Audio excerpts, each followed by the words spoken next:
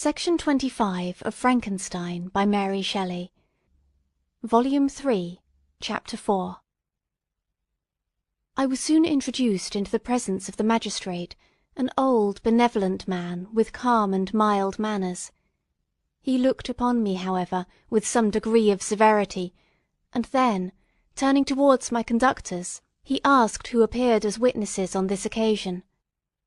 About half a dozen men came forward, and one being selected by the magistrate, he deposed that he had been out fishing the night before with his son and brother-in-law, Daniel Nugent, when, about 10 o'clock, they observed a strong northerly blast rising, and they accordingly put in for port. It was a very dark night, as the moon had not yet risen. They did not land at the harbour, but, as they had been accustomed, at a creek about 2 miles below. He walked on first, carrying a part of the fishing tackle, and his companions followed him at some distance. As he was proceeding along the sands, he struck his foot against something, and fell at his length on the ground. His companions came up to assist him, and, by the light of their lantern, they found that he had fallen on the body of a man, who was, to all appearance, dead. Their first supposition was that it was the corpse of some person who had been drowned, and was thrown on shore by the waves, but upon examination they found that the clothes were not wet, and even that the body was not then cold. They instantly carried it to the cottage of an old woman near the spot, and endeavoured, but in vain, to restore it to life. He appeared to be a handsome young man, about 25 years of age. He had apparently been strangled, for there was no sign of any violence, except the black mark of fingers on his neck. The first part of this deposition did not in the least interest me, but when the mark of the fingers was mentioned, I remembered the murder of my brother, and felt myself extremely agitated. My limbs trembled, and a mist came over my eyes, which obliged me to lean on a chair for support. The magistrate observed me with a keen eye, and of course drew an unfavourable augury from my manner. The son confirmed his father's account, but when Daniel Nugent was called, he swore positively that, just before the fall of his companion, he saw a boat, with a single man in it, at a short distance from the shore, and, as far as he could judge from the light of a few stars, it was the same boat in which I had just landed. A woman deposed that she lived near the beach, and was standing at the door of her cottage waiting for the return of the fishermen, about an hour before she heard of the discovery of the body, when she saw a boat, with only one man in it, push off from that part of the shore where the corpse was afterwards found. Another woman confirmed the account of the fishermen having brought the body into their house. It was not cold. They put it into a bed and rubbed it, and Daniel went to the town for an apothecary, but life was quite gone. Several other men were examined concerning my landing, and they agreed that, with the strong north wind that had arisen during the night, it was very probable that I had beaten about for many hours, and had been obliged to return nearly to the same spot from which I had departed. Besides, they observed that it appeared that I had brought the body from another place, and it was likely that, as I did not appear to know the shore, I might have put into the harbour, ignorant of the distance of the town of from the place where I had deposited the corpse. Mr. Kirwin, on hearing this evidence, desired that I should be taken into the room where the body lay for interment, that it might be observed what effect the sight of it would produce upon me. This idea was probably suggested by the extreme agitation I had exhibited when the mode of the murder had been described. I was accordingly conducted, by the magistrate and several other persons, to the inn.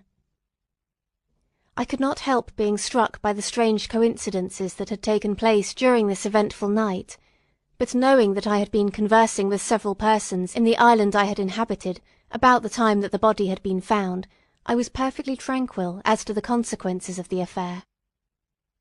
I entered the room where the corpse lay, and was led up to the coffin. How can I describe my sensations on beholding it? I feel yet parched with horror, nor can I reflect on that terrible moment without shuddering and agony that faintly reminds me of the anguish of the recognition. The trial, The presence of the magistrate and witnesses passed like a dream from my memory when I saw the lifeless form of Henry Clerval stretched before me. I gasped for breath, and throwing myself on the body, I exclaimed, "Have my murderous machinations deprived you also, my dearest Henry, of life? 2 others I have already destroyed, other victims await their destiny, but you, Clerval, my friend, my benefactor." The human frame could no longer support the agonizing suffering that I endured, and I was carried out of the room in strong convulsions. A fever succeeded to this. I lay for 2 months on the point of death. My ravings, as I afterwards heard, were frightful. I called myself the murderer of William, of Justine, and of Clerval. Sometimes I entreated my attendants to assist me in the destruction of the fiend by whom I was tormented, and at others I felt the fingers of the monster already grasping my neck, and screamed aloud with agony and terror. Fortunately, as I spoke my native language, Mr. Kirwin alone understood me, but my gestures and bitter cries were sufficient to affright the other witnesses. Why did I not die?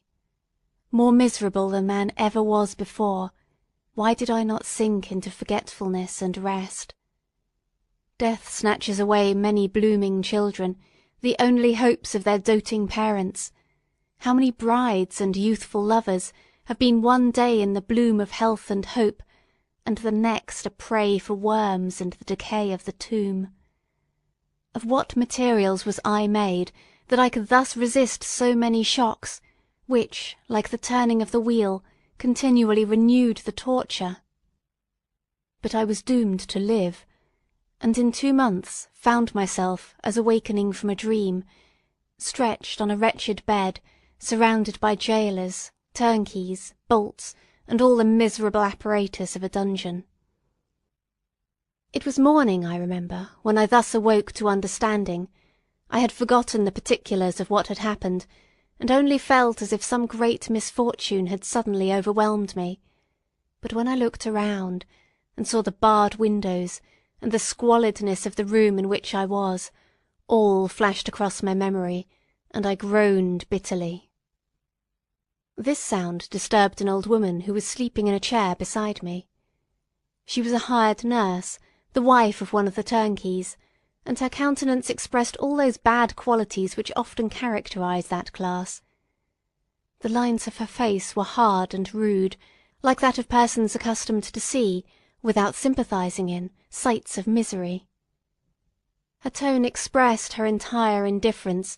She addressed me in English, and the voice struck me as one that I had heard during my sufferings. "Are you better now, sir?" said she.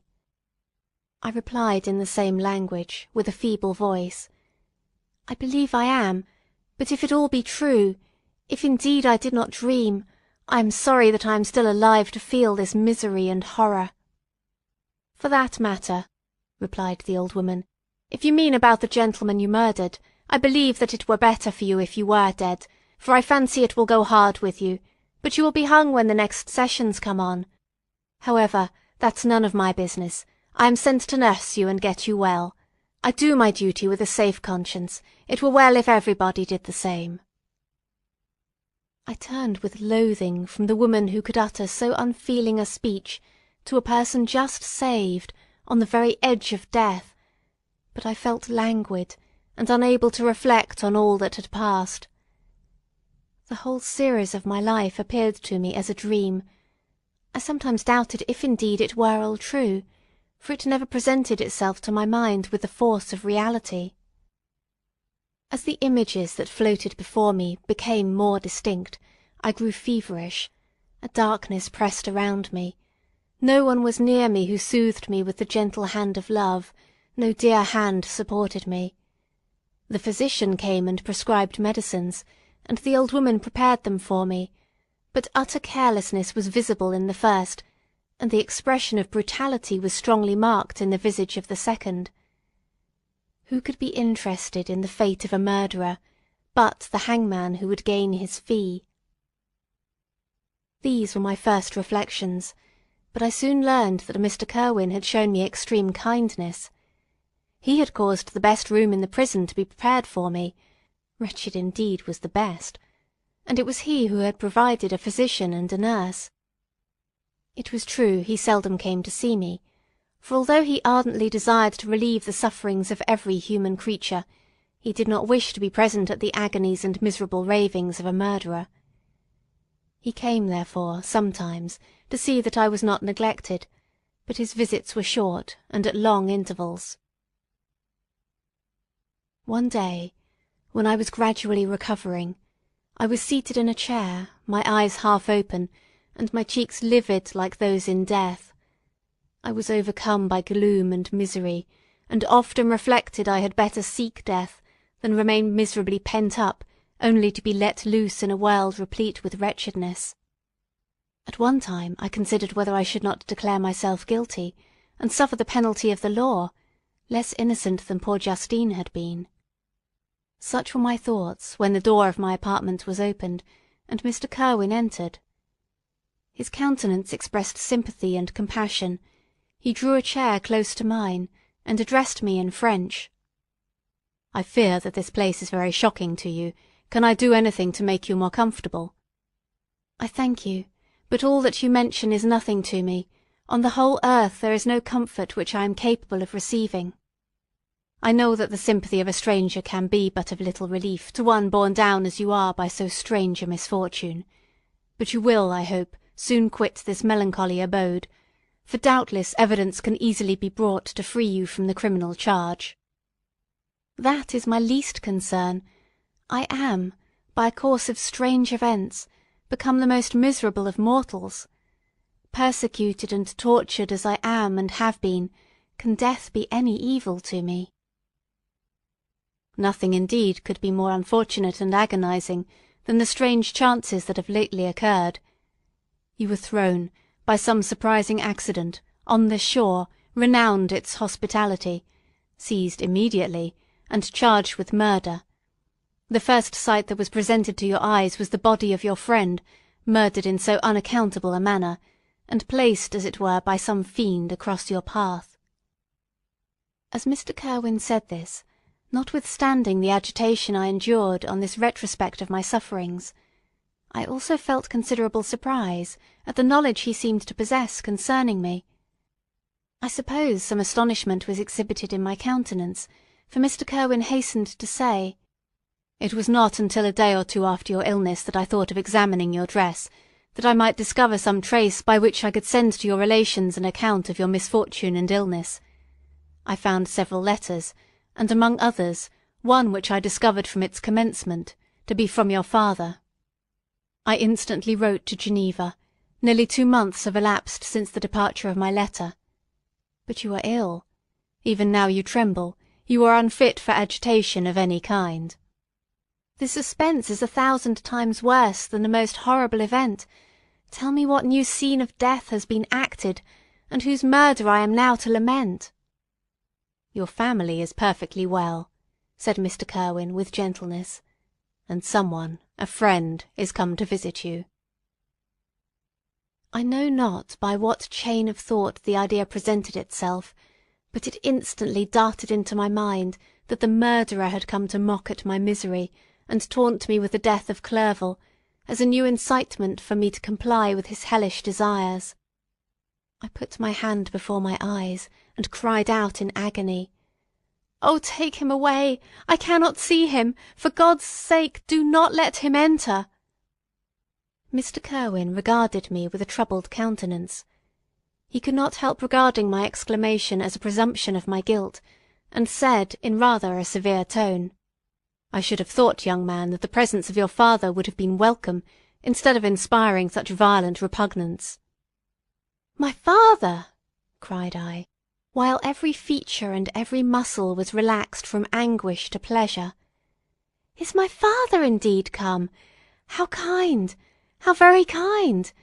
But where is he? Why does he not hasten to me?" My change of manner surprised and pleased the magistrate. Perhaps he thought that my former exclamation was a momentary return of delirium, and now he instantly resumed his former benevolence. He rose and quitted the room with my nurse, and in a moment my father entered it. Nothing at this moment could have given me greater pleasure than the arrival of my father. I stretched out my hand to him, and cried, "Are you then safe? And Elizabeth, and Ernest?" My father calmed me with assurances of their welfare, and endeavoured, by dwelling on these subjects so interesting to my heart, to raise my desponding spirits, but he soon felt that a prison cannot be the abode of cheerfulness. "What a place is this that you inhabit, my son?" said he, looking mournfully at the barred windows and wretched appearance of the room. "You travelled to seek happiness, but a fatality seems to pursue you. And poor Clerval." The name of my unfortunate and murdered friend was an agitation too great to be endured in my weak state. I shed tears. "Alas! alas! yes, my father," replied I. "Some destiny of the most horrible kind hangs over me, and I must live to fulfil it, or surely I should have died on the coffin of Henry." We were not allowed to converse for any length of time, for the precarious state of my health rendered every precaution necessary that could ensure tranquillity. Mr. Kirwin came in and insisted that my strength should not be exhausted by too much exertion. But the appearance of my father was to me like that of my good angel, and I gradually recovered my health. As my sickness quitted me, I was absorbed by a gloomy and black melancholy that nothing could dissipate. The image of Clerval was for ever before me, ghastly and murdered. More than once the agitation into which these reflections threw me made my friends dread a dangerous relapse. Alas! why did they preserve so miserable and detested a life? It was surely that I might fulfil my destiny, which is now drawing to a close. Soon, oh very soon, will death extinguish these throbbings, and relieve me from the mighty weight of anguish that bears me to the dust. And in executing the award of justice, I shall also sink to rest. Then the appearance of death was distant, although the wish was ever present to my thoughts, and I often sat for hours motionless and speechless, wishing for some mighty revolution that might bury me and my destroyer in its ruins. The season of the assizes approached. I had already been 3 months in prison, and although I was still weak and in continual danger of a relapse, I was obliged to travel nearly 100 miles to the county town where the court was held. Mr. Kirwin charged himself with every care of collecting witnesses and arranging my defence. I was spared the disgrace of appearing publicly as a criminal, as the case was not brought before the court that decides on life and death. The grand jury rejected the bill, on its being proved that I was on the Orkney Islands at the hour the body of my friend was found, and a fortnight after my removal I was liberated from prison. My father was enraptured on finding me freed from the vexations of a criminal charge, that I was again allowed to breathe the fresh atmosphere, and allowed to return to my native country. I did not participate in these feelings, for to me the walls of a dungeon or a palace were alike hateful. The cup of life was poisoned for ever, and although the sun shone upon me as upon the happy and gay of heart, I saw around me nothing but a dense and frightful darkness, penetrated by no light but the glimmer of 2 eyes that glared upon me. Sometimes they were the expressive eyes of Henry, languishing in death, the black orbs nearly covered by the lids, and the long black lashes that fringed them. Sometimes it was the watery, clouded eyes of the monster, as I first saw them in my chamber at Ingolstadt. My father tried to awaken in me the feelings of affection. He talked of Geneva, which I should soon visit, of Elizabeth and Ernest, but these words only drew deep groans from me. Sometimes, indeed, I felt a wish for happiness, and thought with melancholy delight of my beloved cousin, or longed with a devouring maladie de paix to see once more the blue lake and rapid Rhone that had been so dear to me in early childhood. But my general state of feeling was a torpor, in which a prison was as welcome a residence as the divinest scene in nature, and these fits were seldom interrupted but by paroxysms of anguish and despair. At these moments I often endeavoured to put an end to the existence I loathed, and it required unceasing attendance and vigilance to restrain me from committing some dreadful act of violence. I remember, as I quitted the prison, I heard one of the men say, "He may be innocent of the murder, but he certainly has a bad conscience." These words struck me. A bad conscience. Yes, surely I had one. William, Justine, and Clerval had died through my infernal machinations. "And whose death," cried I, "is to finish the tragedy? Ah, my father, do not remain in this wretched country. Take me where I may forget myself, my existence, and all the world." My father easily acceded to my desire, and after having taken leave of Mr. Kirwin, we hastened to Dublin. I felt as if I was relieved from a heavy weight when the packet sailed with a fair wind from Ireland, and I had quitted for ever the country which had been to me the scene of so much misery. It was midnight. My father slept in the cabin, and I lay on the deck, looking at the stars, and listening to the dashing of the waves. I hailed the darkness that shut Ireland from my sight, and my pulse beat with a feverish joy when I reflected that I should soon see Geneva. The past appeared to me in the light of a frightful dream, yet the vessel in which I was, the wind that blew me from the detested shore of Ireland, and the sea which surrounded me, told me too forcibly that I was deceived by no vision, and that Clerval, my friend and dearest companion, had fallen a victim to me and the monster of my creation. I repassed, in my memory, my whole life, my quiet happiness while residing with my family in Geneva, the death of my mother, and my departure for Ingolstadt. I remembered shuddering at the mad enthusiasm that hurried me on to the creation of my hideous enemy, and I called to mind the night during which he first lived. I was unable to pursue the train of thought. 1,000 feelings pressed upon me, and I wept bitterly. Ever since my recovery from the fever, I had been in the custom of taking every night a small quantity of laudanum, for it was by means of this drug only that I was enabled to gain the rest necessary for the preservation of life. Oppressed by the recollection of my various misfortunes, I now took a double dose, and soon slept profoundly. But sleep did not afford me respite from thought and misery. My dreams presented 1,000 objects that scared me. Towards morning I was possessed by a kind of nightmare. I felt the fiend's grasp on my neck, and could not free myself from it. Groans and cries rung in my ears. My father, who was watching over me, perceiving my restlessness, awoke me, and pointed to the port of Holyhead, which we were now entering. End of Section 25.